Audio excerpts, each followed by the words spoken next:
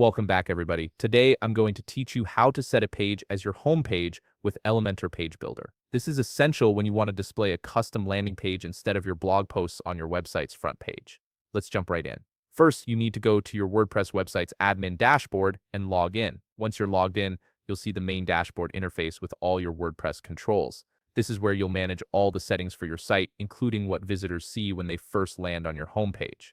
Next, look over at the left sidebar menu and click on Settings. This section houses all the fundamental configurations for your WordPress site, from general settings to reading preferences. It's one of the most important areas you'll work with when customizing how your site functions. From the Settings submenu that appears, select Reading. The Reading Settings page is specifically designed to control how your content is displayed to visitors.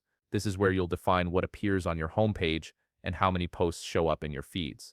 Now, under the section labeled Your Homepage Displays, you'll need to choose a static page. By default, WordPress is set to show your latest blog posts on the homepage, but selecting this option allows you to designate a specific page you've created with Elementor as your front page instead.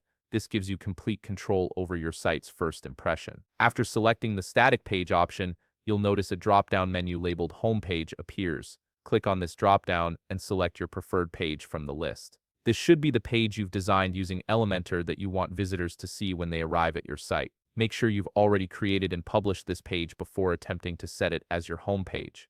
If you'd like to keep a traditional blog section on your site, you can also select another page from the Posts page dropdown. This designates where all your blog posts will be displayed when visitors want to read your articles. It's optional but highly recommended if you plan to publish regular blog content alongside your custom homepage.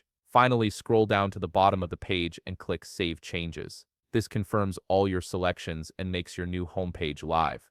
You might want to open your site in a new tab to verify that everything looks exactly as you intended. And that's it. You've successfully set your Elementor designed page as your website's homepage. If you found this video helpful, please leave a like, subscribe, and see you in the next video.